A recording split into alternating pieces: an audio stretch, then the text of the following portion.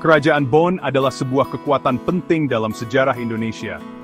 Kerajaan ini muncul di Sulawesi Selatan, sebuah pulau yang kaya akan budaya dan tradisi. Selama berabad-abad, Bon memainkan peran penting dalam keadaan politik di wilayah tersebut. Kisahnya adalah tentang keberanian, perjuangan, dan penyesuaian diri. Pengaruh kerajaan ini sampai jauh keluar batas wilayahnya. Memahami Bon berarti memahami bagian penting dari masa lalu Nusantara. Sejarahnya dipenuhi dengan tokoh-tokoh menarik dan peristiwa-peristiwa penting. Kita akan menyelami sejarah ini untuk melihat keagungannya. Kerajaan ini bukan hanya sebuah negara. Kerajaan ini adalah pusat budaya Bugis. Orang Bugis dikenal karena keterampilan melaut dan adat istiadat yang kuat. Bon menjadi penjaga tradisi-tradisi ini. Para penguasanya, yang dikenal sebagai Arumpone, sering dianggap sebagai pelindung rakyatnya. Mereka memimpin masyarakatnya melewati masa damai dan masa perang yang hebat. Warisan kepemimpinan mereka masih dibicarakan hingga kini. Susunan masyarakat yang rumit dan hukum adat, atau ade, membentuk kehidupan sehari-hari. Unsur-unsur ini membuat Bon unik dan kuat. Naik turunnya Bon memberikan pelajaran berharga. Kita bisa melihat bagaimana persekutuan berubah, dan bagaimana kekuatan dari luar membawa perubahan. Kerajaan ini menghadapi banyak tantangan, dari pertikaian di dalam hingga serangan dari luar. Hubungannya dengan kerajaan tetangga, seperti Gowa Talo, sangat rumit. Hubungan ini sering melibatkan persaingan sengit, tetapi juga masa kerjasama. Kedatangan bangsa penjajah Eropa, terutama Belanda, menandai babak baru. Masa ini membawa perubahan besar pada kedaulatan kerajaan. Menjelajahi sejarah Bon seperti membuka jendela ke masa lalu yang penuh warna. Kita menyaksikan berdirinya negara yang kuat. Kita mengamati pemerintahan raja-raja yang berpengaruh. Kita belajar tentang pencapaian budaya dan siasat politik yang digunakan. Kisah Bon bukan hanya cerita daerah. Ini adalah bagian dari cerita besar dunia tentang kerajaan dan kekaisaran. Pengaruhnya pada budaya dan politik Sulawesi Selatan dan Indonesia secara keseluruhan tidak dapat disangkal. Mari kita kembali ke masa lalu untuk mengungkap kisahnya yang menarik. Asal-usul kerajaan Bon yang pasti diselimuti mitos-mitos kuno. Cerita-cerita ini diwariskan turun-temurun. Cerita tersebut berkisah tentang makhluk dari langit dan campur tangan dewa. Satu legenda terkenal bercerita tentang seorang Tomanurung. Tomanurung adalah sosok yang dipercaya turun dari langit. Makhluk ilahi ini dikatakan telah membawa ketertiban di negeri itu. Mitos semacam itu umum di masyarakat Asia Tenggara zaman dulu. Mitos tersebut memberikan dasar suci bagi kekuasaan raja dan menyatukan berbagai masyarakat di bawah satu penguasa yang direstui dewa. Mitos pendirian ini punya tujuan penting. Mitos ini mengesahkan dinasti yang berkuasa.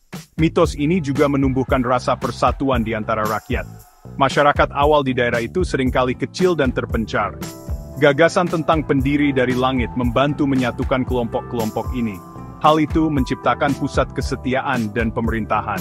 Cerita-cerita sering menggambarkan masa kekacauan sebelum kedatangan Tomanurung. Kekacauan ini diatasi dengan berdirinya kerajaan yang teratur. Kisah ini memperkuat pentingnya kerajaan. Istilah Manurung Rimatajang adalah inti dari cerita asal-usul Bon. Gelar ini merujuk pada orang yang turun di Matajang. Matajang adalah tempat khusus yang dianggap suci dalam sejarah Bon. Sosok ini sering dianggap sebagai penguasa pertama Bon.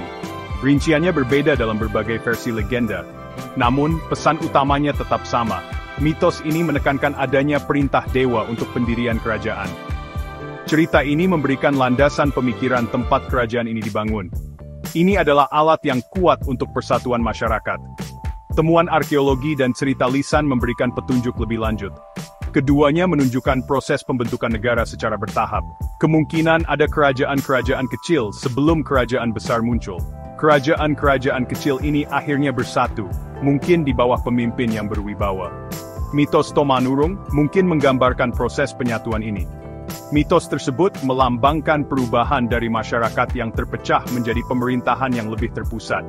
Memahami awal mula yang penuh mitos ini penting untuk menghargai budaya awal Bon dan rasa jati dirinya yang kuat.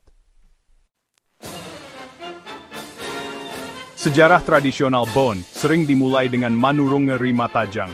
Beliau dianggap sebagai raja pertama, atau Arumpone. Pemerintahannya diperkirakan pada awal abad ke-14, sekitar tahun 1330. Menurut legenda, beliau muncul secara misterius. Para bangsawan Bugis setempat mewakili 7 komunitas, sedang mencari seorang pemimpin. Mereka menemukannya, seorang tokoh yang bijaksana dan berwibawa.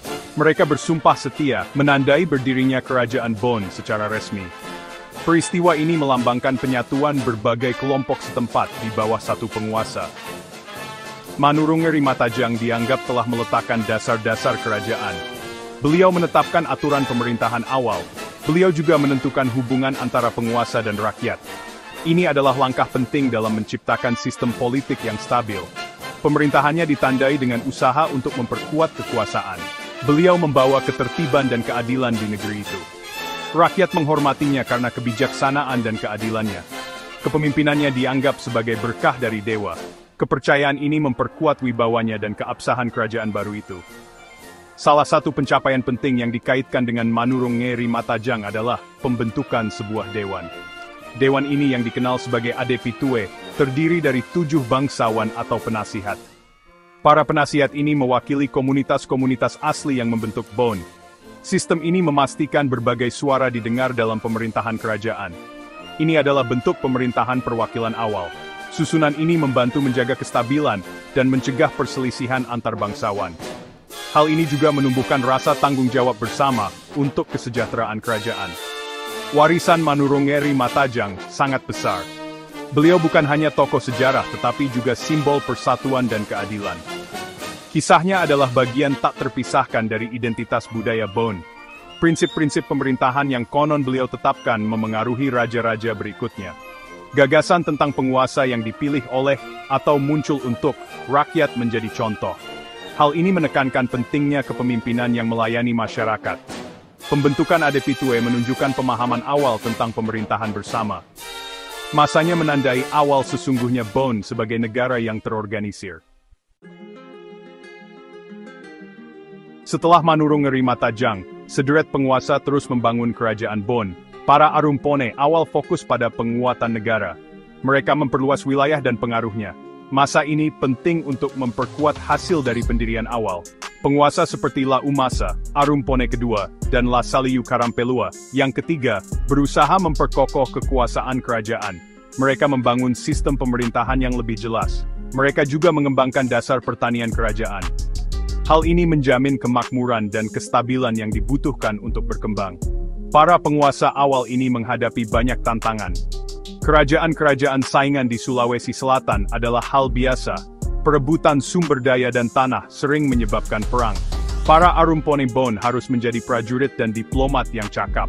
Mereka terlibat dalam pertempuran untuk mempertahankan wilayah mereka. Mereka juga membentuk persekutuan strategis melalui pernikahan dan perjanjian.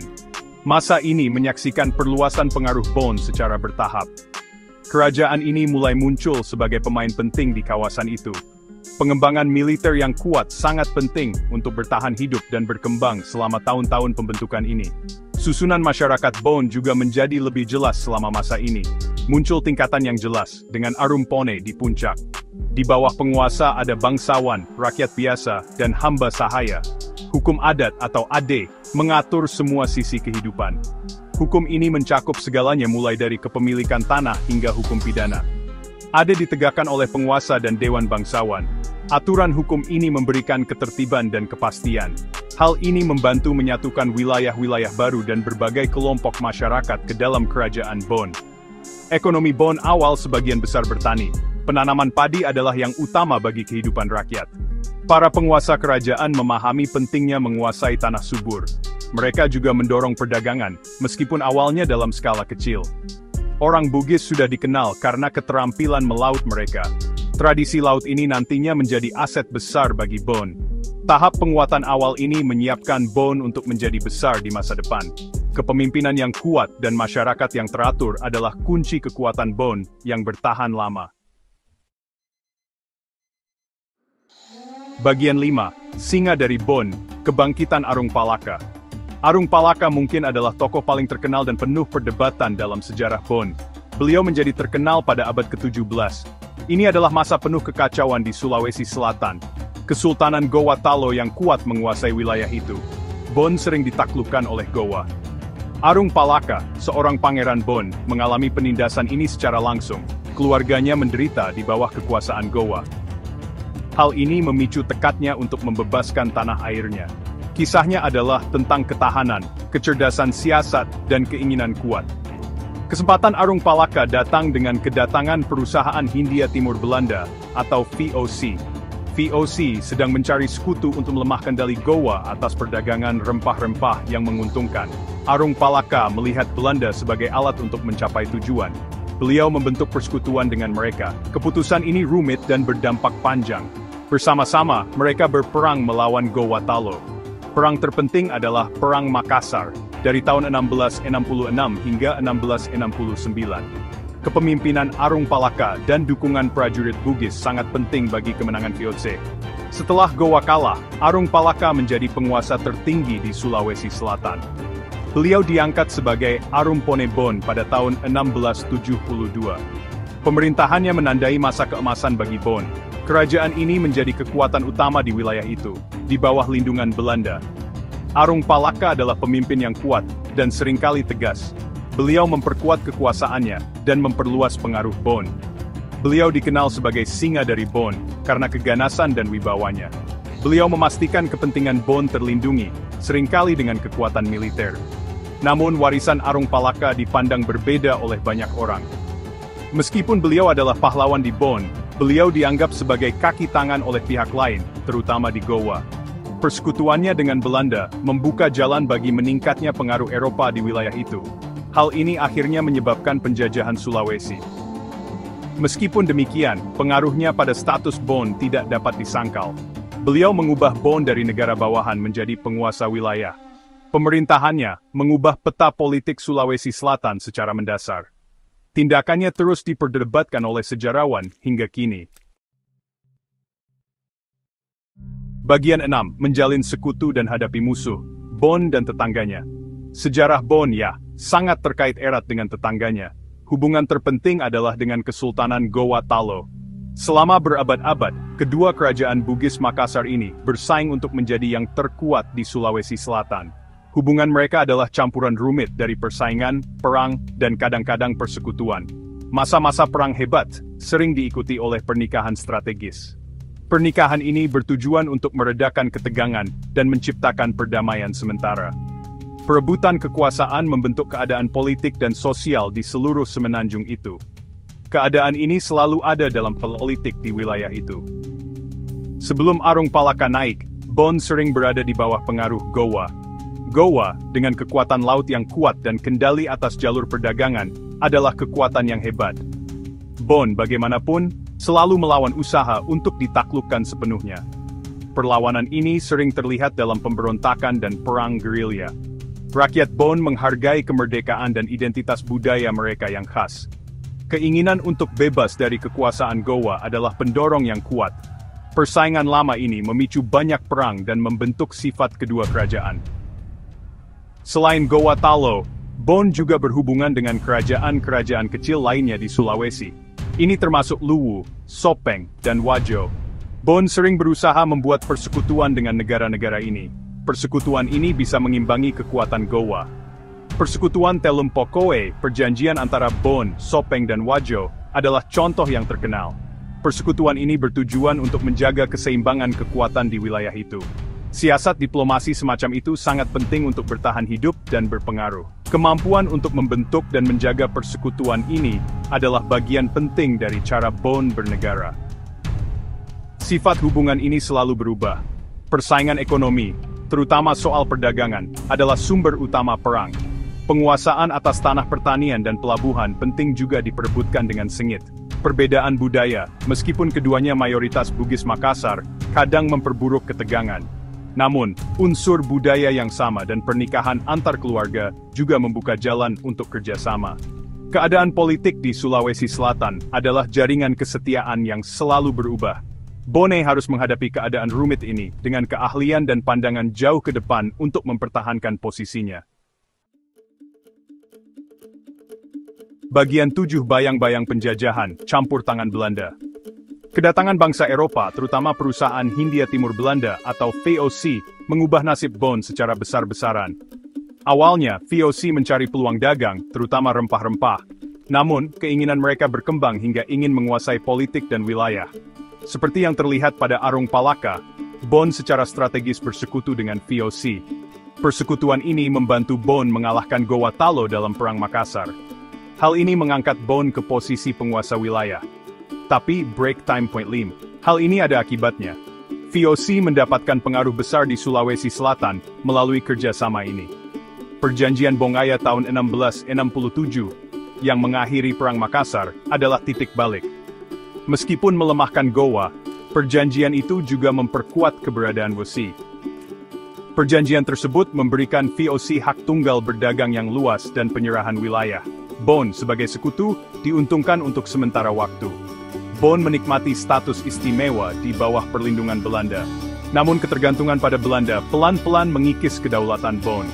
VOC mulai ikut campur lebih langsung dalam urusan dalam negeri kerajaan-kerajaan setempat, termasuk Bon. Campur tangan ini awalnya tidak kentara, tetapi semakin besar seiring waktu. Sepanjang abad ke-18 dan ke-19, hubungan Bon dengan Belanda menjadi semakin tegang. Belanda berusaha untuk lebih menguasai wilayah tersebut. Para penguasa Bon melawan usaha-usaha ini untuk mengurangi kekuasaan mereka. Hal ini menyebabkan beberapa perang antara Bon dan Belanda. Perang-perang ini, yang dikenal sebagai Perang Bon, berlangsung dengan sengit. Rakyat Bon menunjukkan ketahanan dan tekad yang luar biasa. Mereka mempertahankan kemerdekaan mereka melawan penjajah yang teknologinya lebih maju. Tokoh seperti Ratu Wei Tenriawaru, juga dikenal sebagai Arung Data, menjadi simbol perlawanan. Meskipun gagah berani, Bon pelan-pelan melemah karena perang yang berkepanjangan ini. Pemerintah Belanda, yang mengambil alih dari VOC pada tahun 1799, menjalankan kebijakan penjajahan yang lebih teratur. Mereka bertujuan untuk memerintah langsung wilayah Indonesia mereka. Perang Bon terakhir di awal abad ke-20, dari tahun 1905 hingga 1906, berakhir dengan kekalahan kerajaan.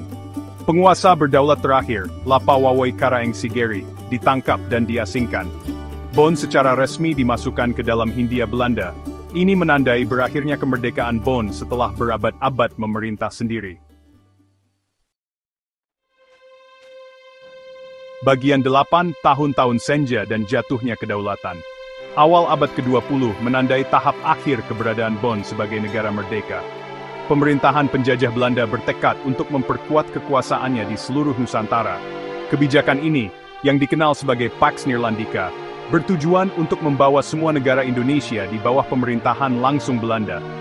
Bon, dengan sejarah perlawanan dan rasa jati diri yang kuat, adalah sasaran utama. Belanda melihat kemandirian Bon yang terus berlanjut sebagai tantangan bagi kekuasaan mereka. Ketegangan meningkat saat Belanda memberlakukan lebih banyak batasan pada urusan kerajaan, yang menyebabkan perang yang tak terhindarkan. Perlawanan besar terakhir terhadap perluasan penjajahan Belanda terjadi pada masa pemerintahan Lapawoi Karaeng Sigeri. Beliau naik takhta pada tahun 1895. Beliau adalah penguasa yang bertekad mempertahankan kemerdekaan Bon. Beliau menolak tuntutan Belanda untuk kendali yang lebih besar. Hal ini menyebabkan Perang Bon terakhir, yang dimulai pada tahun 1905. Belanda melancarkan serangan militer besar-besaran. Mereka menggunakan senjata dan siasat modern. Pasukan Bon bertempur dengan gagah berani, tetapi akhirnya mereka kalah jumlah dan persenjataan. Perlawanan sengit, tetapi akhirnya tidak dapat bertahan. Penangkapan Lapawawoi Karaeng Sigeri pada tahun 1905 adalah pukulan telak. Beliau diasingkan, yang secara efektif mengakhiri pemerintahannya dan kedaulatan Bon. Belanda secara resmi menghapus Kesultanan Bon sebagai negara merdeka. Mereka mengubah pemerintahannya agar sesuai dengan sistem penjajahan. Meskipun seorang bangsawan setempat diangkat sebagai bupati, kekuasaan sebenarnya ada di tangan pejabat Belanda. Masa ini menandai kehilangan besar bagi rakyat Bon. Tradisi panjang pemerintahan sendiri mereka berakhir. Lambang-lambang kemerdekaan mereka dihancurkan, Breitun 5. Bahkan di bawah pemerintahan Belanda, semangat Bon tidak sepenuhnya padam. Ingatan akan kejayaan masa lalu dan kemerdekaannya tetap kuat. Tradisi budaya terus dijalankan, meskipun di bawah pengawasan penjajah. Warisan para penguasa besarnya dan sejarah perlawanannya mengilhami generasi mendatang. Masa penjajahan Belanda berlangsung hingga pendudukan Jepang selama Perang Dunia Kedua. Setelah kemerdekaan Indonesia pada tahun 1945, bekas wilayah Bon menjadi bagian dari Republik Baru. Kerajaan itu sendiri, bagaimanapun, tidak secara resmi dikembalikan ke status berdaulatnya seperti dulu. Bagian 9. Gema yang abadi, warisan Bon di Indonesia modern. Kerajaan Bon, meskipun bukan lagi negara berdaulat, meninggalkan warisan yang mendalam. Pengaruhnya masih terasa di Sulawesi Selatan dan sekitarnya. Secara budaya, Bon telah banyak menyumbang pada kekayaan warisan Indonesia. Bahasa Bugis, aksara yang dikenal sebagai Lontara, dan sastra berkembang pesat di bawah kerajaan ini. Karya sastra besar seperti Lagaligo berisi cerita dan kearifan dari zaman ini. Upacara adat, tarian, dan musik yang berasal dari atau dilestarikan oleh Bon terus ditampilkan. Ungkapan budaya ini menjaga semangat kerajaan tetap hidup. Secara politik, sejarah Bon menawarkan pelajaran dalam tata negara, diplomasi, dan perlawanan. Tokoh Manurung Eri Matajang dan Arung Palaka masih dipelajari dan diperdebatkan. Mereka mewakili berbagai sisi kepemimpinan dan siasat politik. Hubungan rumit kerajaan ini dengan Gowa dan Belanda menjadi contoh dalam melihat kekuatan di suatu wilayah dan pertemuan dengan penjajah. Ingatan akan perjuangan Bon untuk merdeka juga ikut mendorong gerakan kebangsaan Indonesia yang lebih luas. Kisahnya menjadi bagian dari cerita perlawanan terhadap penjajahan asing. Banyak tempat bersejarah di Kabupaten Bon saat ini menjadi pengingat akan masa lalu kerajaan. Ini termasuk makam raja-raja, istana, dan museum. Kota Watampone, bekas ibu kota, masih memiliki arti penting secara simbolis. Usaha dilakukan untuk melestarikan tempat dan benda-benda bersejarah ini. Tempat-tempat ini menarik wisatawan dan peneliti yang tertarik belajar tentang sejarah Bon. Masyarakat setempat terus menjalankan banyak hukum adat yang dikenal sebagai ade dan tradisi. Ini menunjukkan betapa dalamnya akar identitas budaya Bon. Di Indonesia masa kini, warisan Bon juga terlihat dalam sifat orang-orangnya. Orang Bugis dikenal karena ketangguhan, jiwa usaha, dan rasa kebersamaan yang kuat. Sifat-sifat ini bisa dibilang terbentuk selama berabad-abad menghadapi keadaan politik dan ekonomi yang sulit. Penyebaran orang Bugis ke seluruh Asia Tenggara juga telah menyebarkan unsur-unsur budaya mereka. Kisah kerajaan Bon adalah babak penting dalam sejarah Indonesia yang beragam. Kisah ini mengingatkan kita akan berbagai budaya yang membentuk bangsa ini. Gema terus terasa hingga hari ini.